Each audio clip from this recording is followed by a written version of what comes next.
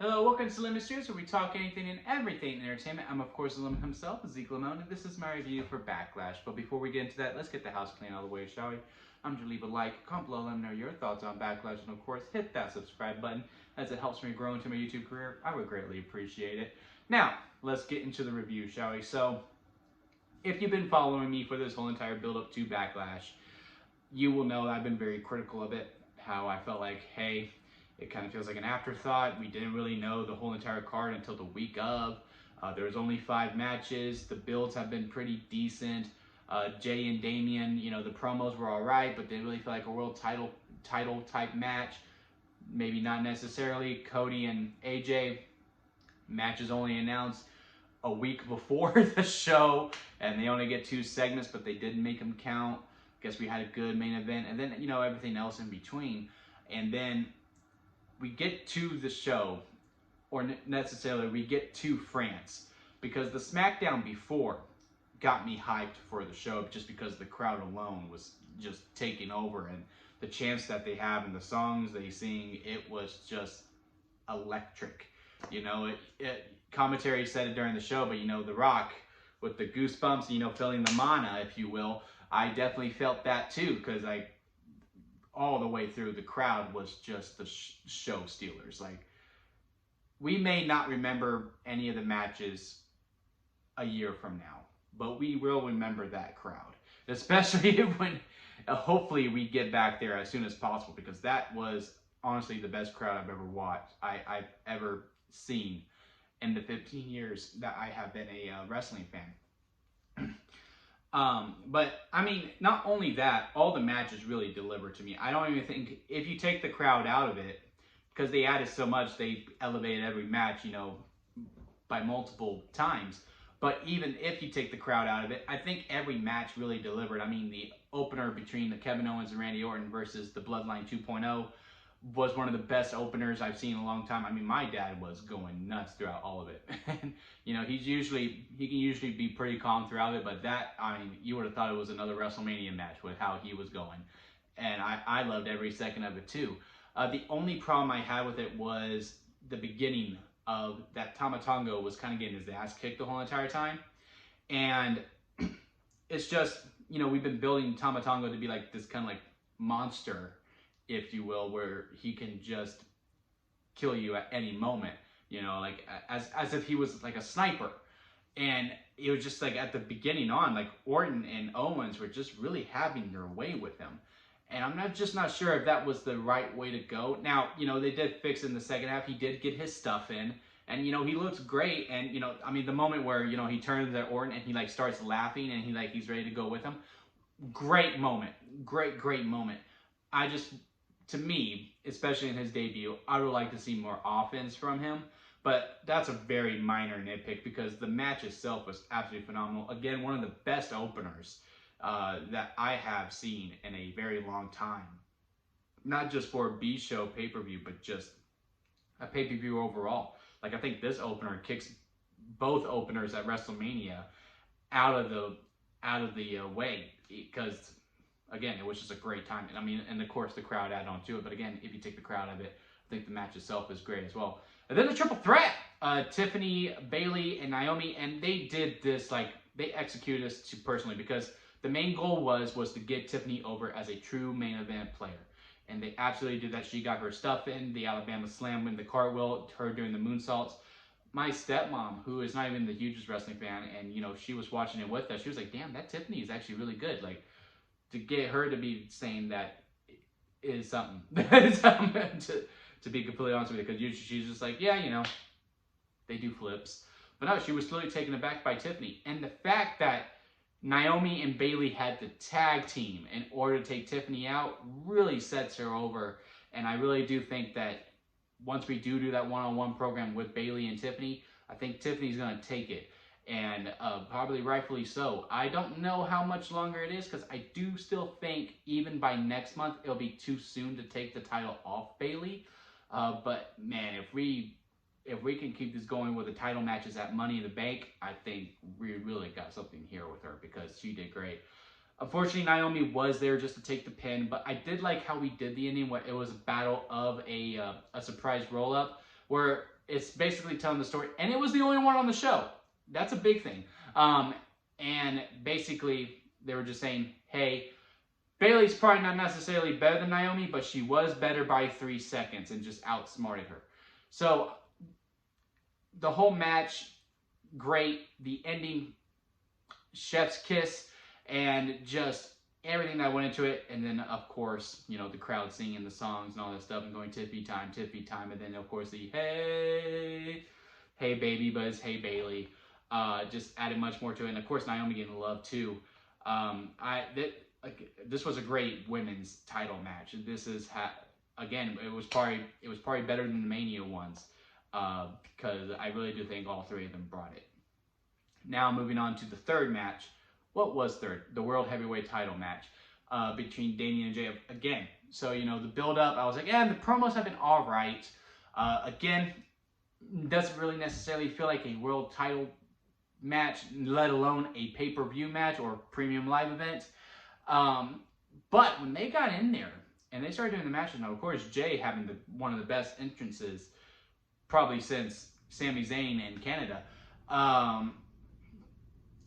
they put on a cinematic masterpiece. Like, they had the dialogue, you know, with JD coming out, and Damien's like, what are you doing out here? And then Finn going out there, and Damien's really trying to do this alone, but then also having the help, adding a bunch of storyline layers to it, was very, very intriguing. And, you know, the back and forth that they had, I mean, when they were doing the punches and the kicks, they did very well as well.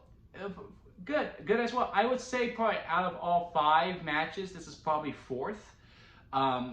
Again, that's not a knock on them. Again, every match was great. I mean, if we're doing the 5-star realm, this was probably a 4.25 out of 5. While, you know, the top 3 were like 4.5 on. And again, yeah, they just did a great job. I just really like the moments and how we're building up Damien to break out of the Judgment Day. He's gonna turn face, and it's probably time to do that. Finn can stay heel. Maybe we have a SummerSlam program between them two. Will it be for the title? I don't know, because I do think Drew's getting that belt at the Clash at the Castle. Again, it just made me really intrigued for the future. You know, again, the match itself was also very spectacular, but it got me interested and intrigued to tune in on Monday, which is probably the main goal of a pay-per-view. Premium live event. Now, the women's tag match, I thought this was going to be a squash. I was like, okay, yeah, Bianca and Jade have to win because we need to make these titles relevant, and no one's going to forget those people are the champions, and they will make sure they are showcased throughout. So I was like, yeah, you know, unfortunately for Kairi and Asuka, because I'm a huge fan of them, they're going to get squashed and dominated, and then we'll probably go on this, like, you know, who can climb Goliath pretty much storyline with this tag team of Bianca and Jade. But no, they actually let them go and cook. We actually got to see Jade in a real match, probably since AEW, and she did well, and all of them did well too. This match just shocked me. Now, it was a little bit of a tale of two halves. It was when the mistake happened of the miscommunication. I still don't fully know what was going on, in all honesty, between Kairi and the referee, and like who was legal and who was not. Even I was a little confused by that as well. That's when there was a little bit of a dip in the quality for it, as they were trying to play catch up and trying to figure it out on the fly. But I do think they picked it up in the back end as well. I mean, the final spot with, you know, Jade picking her up, turning her, throwing her, catch her, and then hitting her finisher. That, I mean, if George Lucas was here, may the 4th be with you, right? He would say it's like poetry, it rhymes, because that was beautiful. That was a beautiful finish. Jade is such a star. I'm excited because I really do feel like these titles are actually really going to mean something, and we can actually really build depth within this tag team division with these two at the helm with it. Also, that tag team move that Bianca and Jade have, it was towards the end where they I think Jade picked up Bianca. I don't fully remember it, but I just know like it really blew my mind. It was the last one they did where it was the last 1-2 supplement 2 when Asuka pushed her out of the way, because I was like, damn, that was an awesome tag team finisher. Again, I was just really, again, all these matches just really blew me out of the way. And then we get to the main event between AJ Styles and Cody Rhodes. Now look, the crowd really made this match. But I really do think this might be match of the year. The way that, they just start off, you know what? Straight grabs. Let's do some amateur wrestling. And the moves they made and the pace that they were going with it. And again, with the crowd just being with them all the way through. AJ made Cody look like $1,000,000 and Cody vice versa with AJ. They have great chemistry. I hope this isn't a one and done. I wouldn't mind a trilogy between these three and just keeping it all pure wrestling, because that was, no pun intended, phenomenal. Especially towards the end, especially when AJ, I don't remember the move's name, but when he does it and then Cody kicked out at one and then the fighting spirit, oh man, I was like, let's go, let's go. I was really hyped up. Again, man, this whole entire show was just, again, no pun intended, phenomenal. If I had to rank all the matches, fifth will probably be the women's tag match because, again, the miscommunication at the end there. Out of the 5 stars, I give it 3.75. It would have gotten the 4, but you could tell there was a dip when the miscommunication happened because it started off so strong, and then that happened, and they were struggling for a little bit there. And then fourth would be Damien and Jey. Again, probably 4.25 stars for there too because I really like the storytelling of it. And again, for what we were building to afterwards, really, really like that. And third, oh man, this is when it gets tough. I would probably put the triple threat. And that is probably 4.5 stars. Again, I have no real criticisms of it. I enjoyed it. It was just, maybe the ending was obvious. Like, I felt like we all kind of knew Naomi was getting pinned. Again, I like the way that she got pinned, but we kind of, it was just, it also kind of came from out of nowhere, which, that's what a surprise roll-up should do. But yeah, probably for the ending alone, with it being like, well, duh, is probably why it's at 4.5 stars. Second would be Bloodline 2.0 versus Cody and Randy. Again, one of the best openers that I've seen in a really long time. I have no real critiques of it.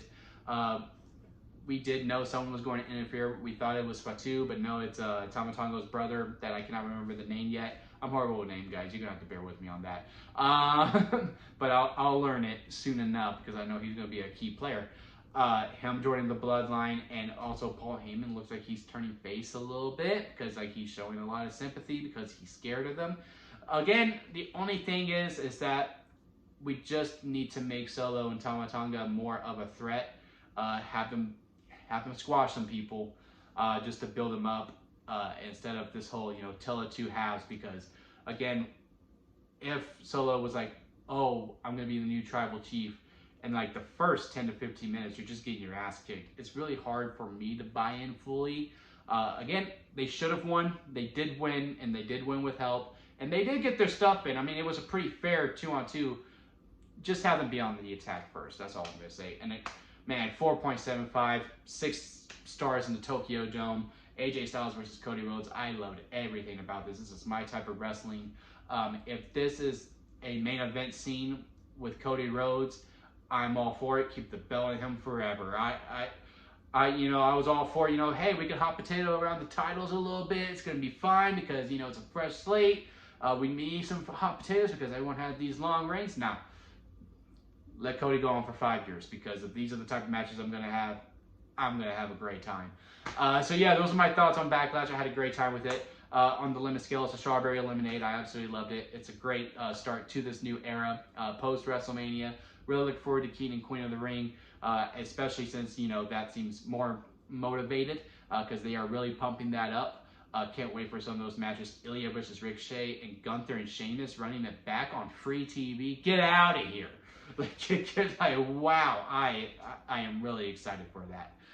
So yeah, comment below. Let me know your thoughts on Backlash and what you're looking forward to during the King of the Ring. Make sure you hit that subscribe button, man, because again, we're going on this road. Can't wait to talk about these matches with y'all. So hit that subscribe button for more talking points on that, especially for my Raw review.